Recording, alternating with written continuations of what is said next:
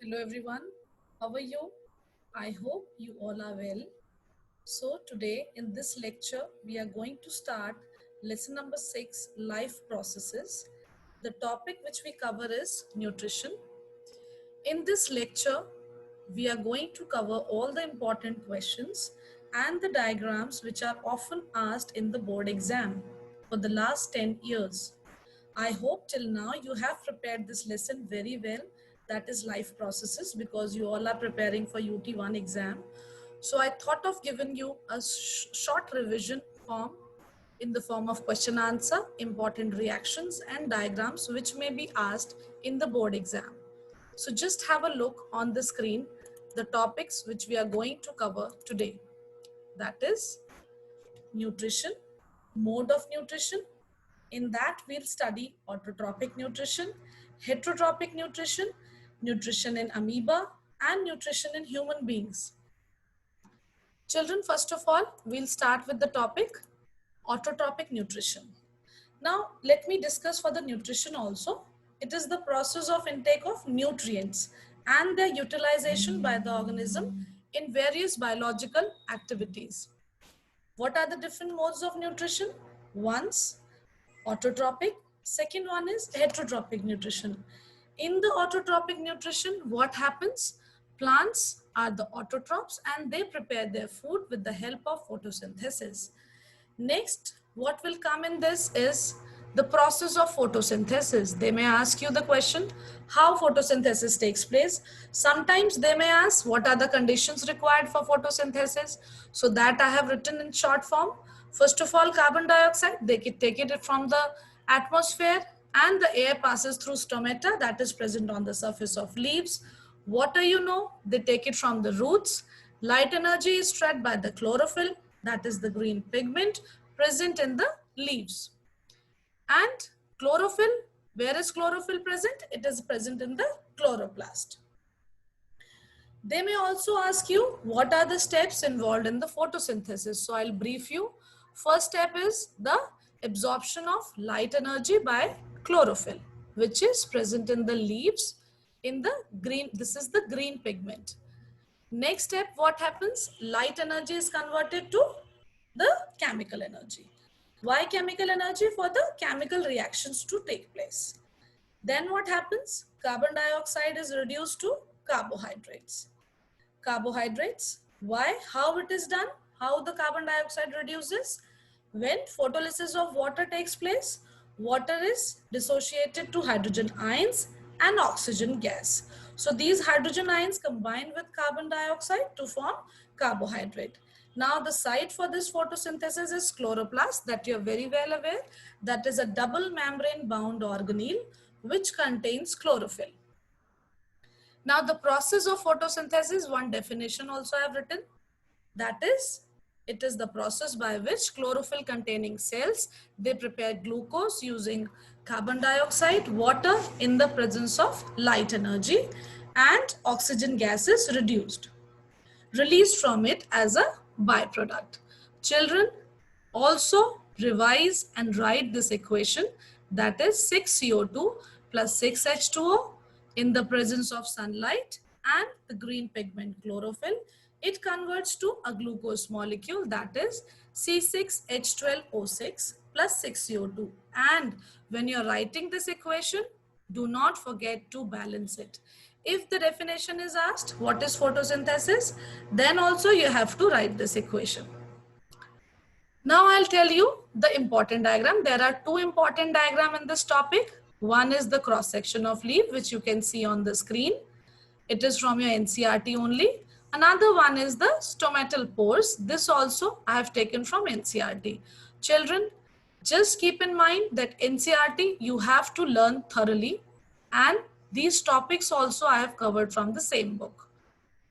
Next comes the heterotrophic mode of nutrition. Heterotrophic, you are very well aware, the organisms which depends on autotrophs. Autotrophs are our plants, and so the heterotrophs are animals and the human beings which depends on these plants.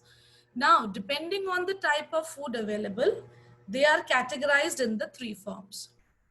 The nutrition is number 1, holozoic, number 2, parasitic, Number 3 is saprophytic. Holozoic, which happens in amoeba and human beings, that we are going to study further. So that is, it is the intake of solid food, the process of digestion and absorption and assimilation takes place, and eventually the undigested food comes out of the body. It is excreted out by the process of excretion. It is done in the unicellular organisms like amoeba also, and the multicellular organism, that is human being. Next is the parasitic mode of nutrition. In this, what happens? Food is taken directly from the host, either by leaving it on the surface or in the body of the host. Here, the host is not benefited, only the parasite is benefited. For example, worms. Third topic is saprophytic. Saprophytes means the process by which food is obtained from the dead and decaying organisms. And in this comes the yeast, mucus and mushroom. This was on the food available. So on the basis of available food. Now on the basis of eating habits, we have categorized in 3 categories. First is herbivores. These topics, children, you have studied in your smaller classes also, but I have prepared it just for your revision so that before entering the examination hall, you must be aware, like you have a quick revision of all this. So herbivores, plant eating, carnivores, animals eating, and omnivores, you know, both the plants and the animal. Next in the category of holozoic nutrition comes the nutrition of amoeba. They have finger-like projections, and with these projections, they form a false mouth. That is what we call pseudopodia. And what happens? They engulf the food in between, which goes inside the food vacuole and diffuses. Eventually, diffusion in the cells of amoeba takes place. Various enzymes are present inside the cytoplasm and it gets digested, and undigested waste is expelled out. Don't forget to practice and draw this diagram once or twice by the time you are not very well prepared with this. So prepare this diagram well. Now comes the topic of nutrition in humans. So various processes are there. I have just compiled them and short notes form also I have prepared for you. First of all, definition is there. Ingestion is the process of taking food by the body. Also, I have covered whatever the gastric juices, various glands, various enzymes are there because they are often asked in 1 markers and also in the optional questions. Ingestion, you know, it is the process of taking food by the body. In human beings, we take our food with the mouth. Next comes the process of digestion. In this, what we do is we convert large insoluble molecules to the simple one. First of all, we crush the food with our teeth, and there is an enzyme ptyalin which is present in the saliva. It acts on the starch present in the food and converted into simple sugar, that is maltose. Next, what happens? This food, by the action of saliva, by the action of tongue, it is formed in the form of a bolus. Then it start moving through esophagus by peristaltic movement. In the stomach, the digestion action of gastric juice, which is secreted by our gastric glands, takes place because they are situated in the stomach. Again, enzyme pepsin act upon the protein to convert it into peptones and proteases. Children, keep in mind you have to just learn these enzymes very carefully, where they are situated, what is their function, and what they converted into. So in the ptyalin we study, ptyalin is present in saliva. It converts starch to simple sugar. Next is pepsin, which converts protein to peptones and proteases. Then what happens? The food passes to the small intestine and remaining food is digested by the action of pancreatic juice and the intestinal juice present inside. And then fats are converted to small globules by the action of pancreatic juice, which is secreted by the liver by the process of emulsification. At the next step comes the process of absorption, that is the process of passing digested food through the intestinal walls into the bloodstream. Now our food is digested. It is going to be absorbed in the small intestine by small finger-like projections which are present in the form of villi. Another process is of assimilation. Definition is there. Absorbed food is taken by the body cells for its growth, repair and reproduction. Then it passes to the bloodstream and through the blood it reaches to the cells and utilized by the cells to obtain energy for their growth and repair.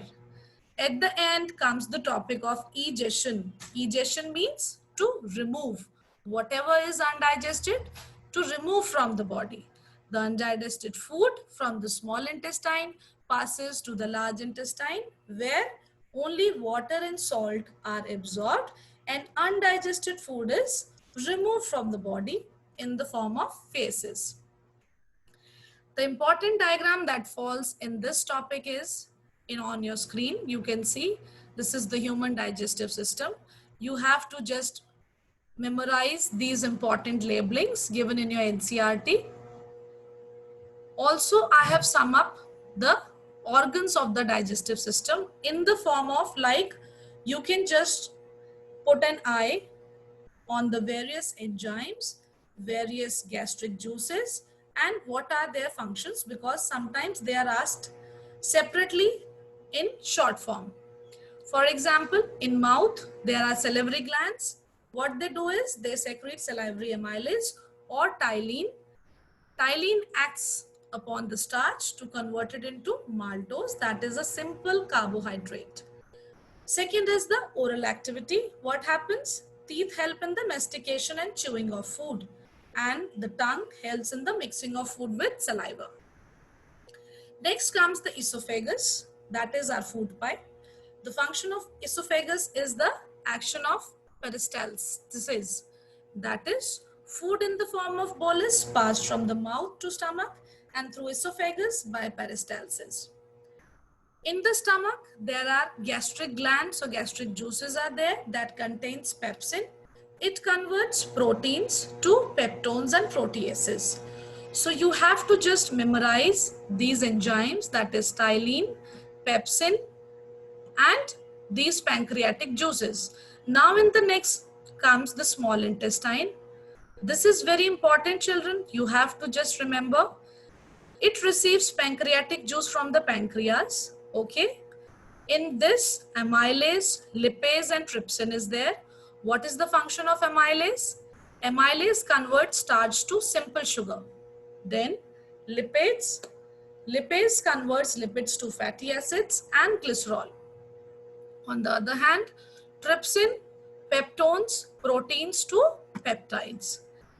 Then comes the intestinal juices, which secretes enzymes, which completes the conversion of proteins to amino acid. At the end, they may ask you a question that what happens to proteins, carbohydrates, and fats after digestion. So after the digestion, what happens? Protein converts to amino acids, carbohydrates to glucose, and fats to fatty acids and glucose. It's glycerol. So, and what comes? Bile also comes from the liver. Bile, the function of bile is to emulsify the large fat globules to the smaller ones. And as I told you earlier also, in the large intestine, no digestion process takes place. Our digestion starts from the mouth and finishes off at the small intestine. So, no digestion, only the absorption of excess water, some salts, and finally the undigested residue is left behind. So this was it for today's lecture. Today we have revised the topic nutrition. In next lecture, we are going to revise the various other processes like excretory system, human circulatory system, and other processes which comes inside in this lesson, life processes. Till then, keep revising. I'll be also there with some notes and important questions, also with the important diagrams which you have to prepare for your exam. Thank you so much, children. Take care. Be safe.